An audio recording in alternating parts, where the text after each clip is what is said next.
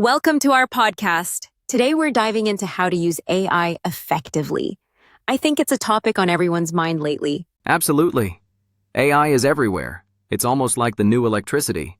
But using it well is a whole different story, right? Right, I feel like many people just jump on the AI bandwagon without a strategy. Do you think that's common? For sure.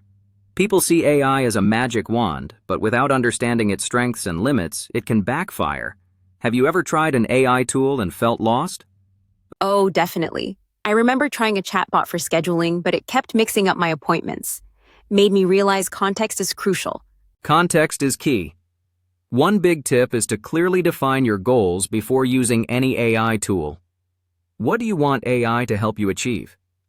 Exactly. If your goal is unclear, even the smartest AI can't help. And sometimes AI is just not the answer, like using a chainsaw to cut butter. That's a wild image. But you're right. Also, understanding data quality is important. Bad data in means bad results out. Garbage in, garbage out. Classic AI advice. Have you ever cleaned up data before feeding it to an AI tool? Yes, and it's about as fun as cleaning your room as a kid, but the results are so much better. What about you? Same here. It's tedious, but skipping it leads to weird, unreliable outputs. I think a lot of beginners overlook that step. And then blame AI for not working. Another point is staying skeptical. Just because AI gives an answer doesn't mean it's right. Totally agree. Sometimes the algorithm's confidence is higher than its accuracy. Have you ever caught an AI making a silly error? More times than I can count, like translating cat into carrot or suggesting the weather in outer space. Double-checking is crucial. Speaking of double-checking, combining human judgment with AI is powerful. AI can do the heavy lifting, but humans add common sense. Exactly. It's like AI is the sous chef, but you're still the head chef. You get to taste and adjust the final dish. I love that analogy. Also, I found that learning just enough about how an AI system works helps set realistic expectations. Right.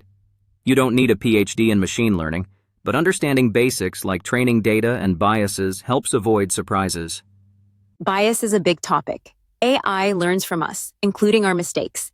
Have you encountered bias in AI outputs before? Absolutely. I once saw a recruiting AI that favored certain resumes just because of the wording. It's a reminder to watch for hidden biases. And sometimes the solution is as simple as diversifying your data or tweaking the prompts. Small changes can make a big difference. That brings up prompt design. The way you ask AI a question really matters. Vague prompts get vague answers. True, I've learned to be very specific. Instead of tell me about history, I'll ask, summarize the key events of the civil rights movement in the US. That's a great tip. Also, don't forget privacy and security. Feeding sensitive info into an AI can be risky. Yep, always check what data is being shared and stored. Sometimes it's smarter to use local AI tools instead of cloud-based ones. And keep software updated. New versions often patch security flaws or improve performance. It's like updating your phone apps. For sure, and there's always new features to explore. Have you tried any recent AI updates that impressed you? I tried a new image generator that understands context so much better now. It actually gave my cat 5 legs, but hey, progress. Maybe it thought your cat had a superpower. But seriously, experimenting is key. You learn so much by just trying different things. And sharing tips with others helps too. The AI community is pretty active. People love to talk about what works. That's true.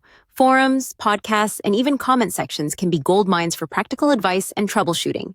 Sometimes the best advice comes from someone who made all the mistakes first. Saves you from repeating them. Definitely. And speaking of mistakes, being patient is important. AI isn't magic. It takes some trial and error. So true. It's like learning to ride a bike. Wobbly at first, but you get the hang of it over time. And the landscape keeps changing. New tools pop up every week.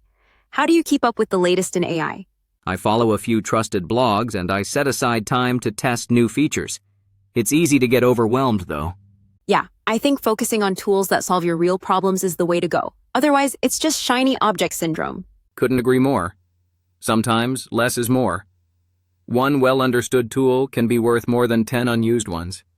Exactly. And don't be afraid to ask for help. Support communities are usually friendly and helpful. It's funny how we started with the idea that AI is complicated, but with the right approach, it becomes manageable. Yeah, and even fun. There's something satisfying about making AI work for you, not the other way around.